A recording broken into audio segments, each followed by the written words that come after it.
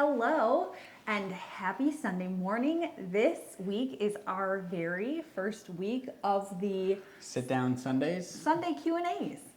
I think we are so excited. We're still working on the name. Yeah. If you have any suggestions for what we should call this, please feel free to leave them in the comment below. We're like Sunday Q&A, Sit Down Sunday. Anyway, we're working on it. The point is, we are answering a couple of questions that you guys ask us in our community tab. And we were pretty blown away by all the questions this week. So we are going to get to a couple of them right after this. Yeah, and just in case this is your first time meeting us, I'm Kurt. I'm Sarah. And we are the Doctors Bjorkman.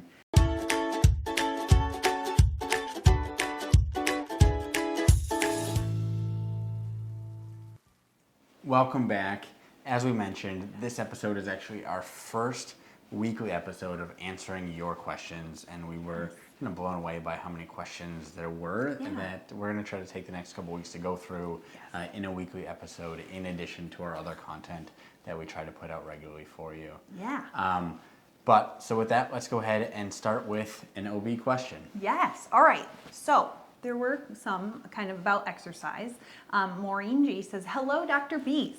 I just found out yesterday I'm pregnant, like 4 weeks and 2 days. Congratulations. I'm sure you're so excited and nervous, at least I was.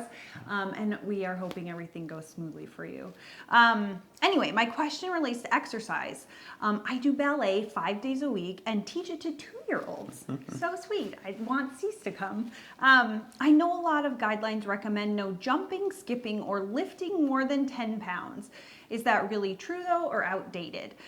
Risk of falling seems obvious, but light jumps like skipping or holding a toddler seems less so. Thank you. Yeah, so those guidelines definitely kind of would be outdated. The American College of OBGYN recommends 150 minutes of moderate intensity exercise every week during pregnancy. And moderate intensity is heart rate's up to 140 beats a minute. Something that you can carry on a conversation with, but definitely you're like feeling that you're exercising, you're working a little bit with that. Totally. And so obviously, as you said, things where you might fall on your belly, you know, you don't want to do MMA or maybe skiing, you know, although there's the mama who's skied every day during her pregnancy because she's good at it and whatever, but generally speaking, things where you might fall onto your belly, you don't want to do. Hiking, biking, running, weightlifting, swimming, ballet, all wonderful, wonderful things, definitely. Exercise in pregnancy is really the #1 thing that you can do for fetal and maternal physical and mental health. There are so many benefits for exercise in pregnancy that we really talk all about in a whole episode on exercise in pregnancy. We go into the, I think, 6 big recommendations for exercise in pregnancy, what all the different current evidence-based guidelines say.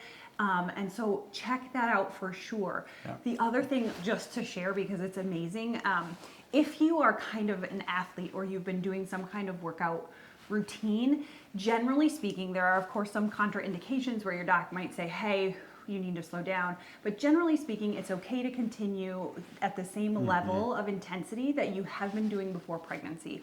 So if you're running, you know, you're a long distance runner, that's fine. You're a weightlifter, that's fine.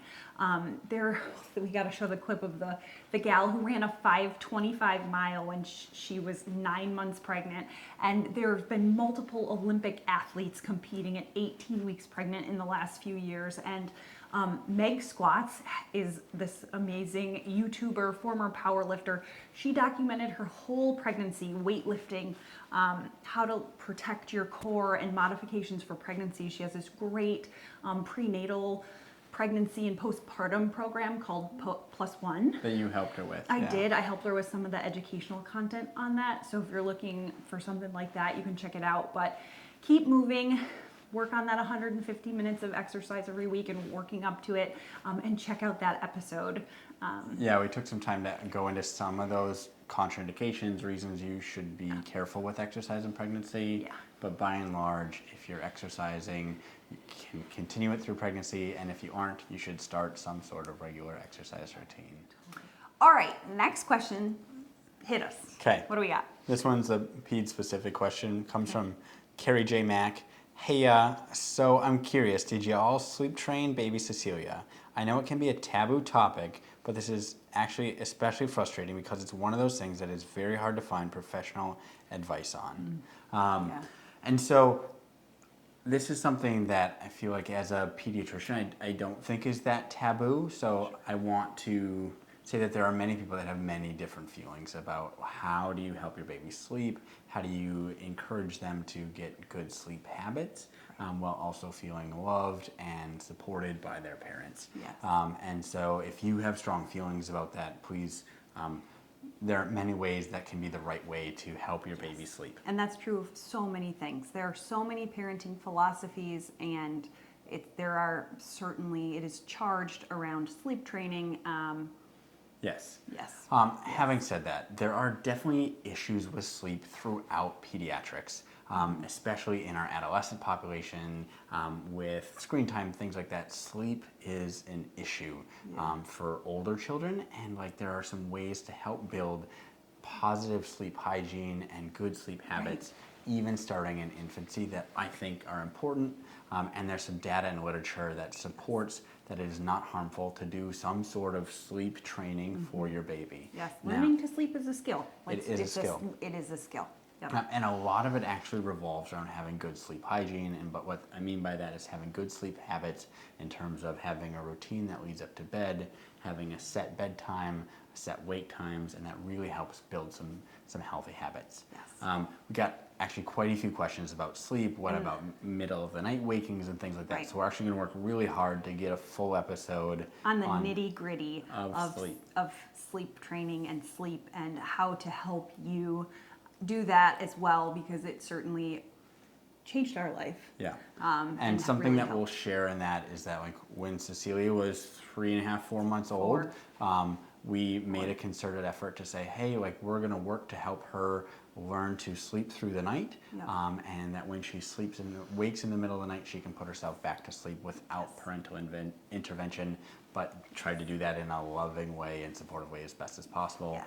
We'll share more of that in the weeks to come. And I know I hear the breastfeeding mamas and people saying 4 months is so early, and absolutely, we will talk about all of that and what physiologic needs are for babies in terms of feeding and all of that. I promise it can be done in a loving and supportive and safe way. So we look forward to digging into that with all of you. And quick plug, if you aren't subscribed, make sure you're subscribed please. so you catch that episode when it comes out. Definitely. Okay, last question. What do we have that we should do today, this fine Sunday?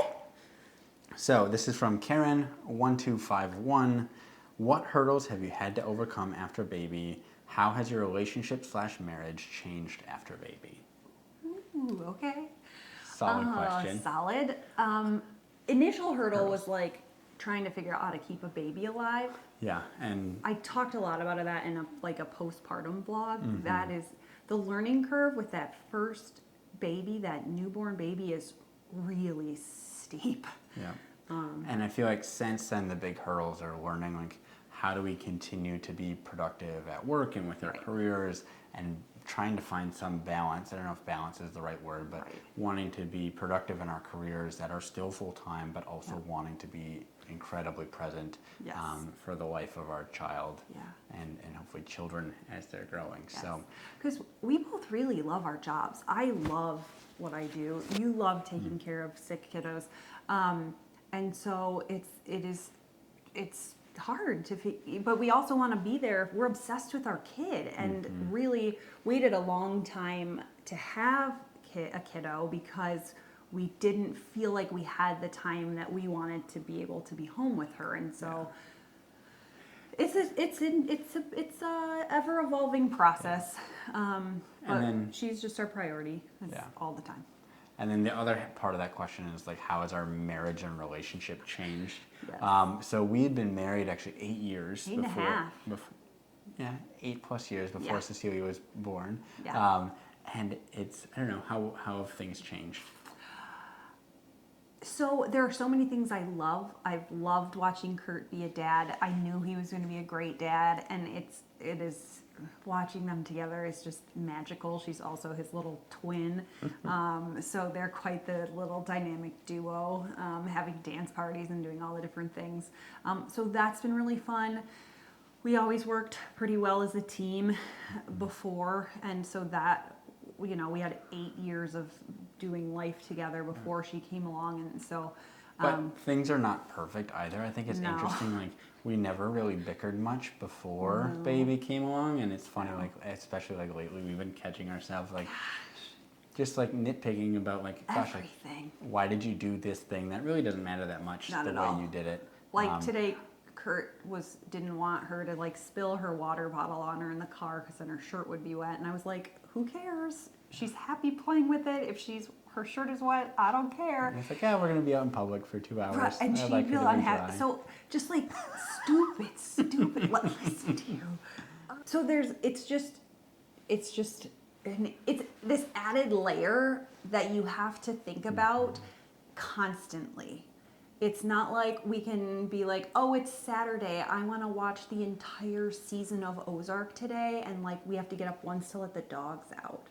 You have this tiny, needy human constantly, and it's so wonderful, and there's so much joy, but it is just this added thing that you have to do all the time, and you just got to think about it, and there's a lot more things, and you got to feed her, and you got to do all the things, and But it is hopefully pushing us to be a little bit more organized and thoughtful about what we Yes. do with our time, Yep. what our life trajectory is, things like that. And so Yeah. there's definitely this benefit, but if it's one of those things that just requires more attention and Yeah. more intentionality. but like if your kid is stressing you out or stressing out your marriage, it's normal. Yes. They are stressful.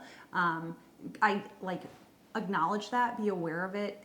Your spouse, relationship with your spouse or your partner or your co-parent, whatever you're doing is really important for your sanity, for this kiddo that you are raising. And so figure out coping mechanisms and working through that, because kids are stressful. And you're going to have them for a long time. Yes. And hopefully you have your partner for a long time too. Hopefully, yes. And so the goal is then like we're able to raise a family and like Be happy doing be it. stronger Yeah. together after it too. And so I still like you a yeah, lot. We like we each like each other. We other a lot. like doing life together. She's so fun and it's so great. But there's times it's tough. Yeah. But also like times where like I couldn't imagine not having right. you with it. And like as Sarah already said, like watching Sarah be mom like is just the most wonderful, magical thing. So she is still Cecilia's favorite, and so like when I can set my jealousy aside, it is incredibly beautiful. I So, can't imagine that will last forever, But- aka teenage girls, but I am soaking it up while I can. so that's our episode for that's this week. it. Hope you enjoy it. We've got a bunch more questions that you guys shared with us. If you have other We're questions, throw 'em in. and we're gonna post another community page post to get more questions in the upcoming weeks too, as we try to sit down on Every Sundays Sunday. to answer your questions. Make sure you're subscribed. And check out our episode on Wednesday. We'll see you next week. Bye guys. We're doctors. But not your doctors. Anything we've said in this video is for education or entertainment purposes only. It is not medical advice. Any specific medical questions you have should be directed to your provider.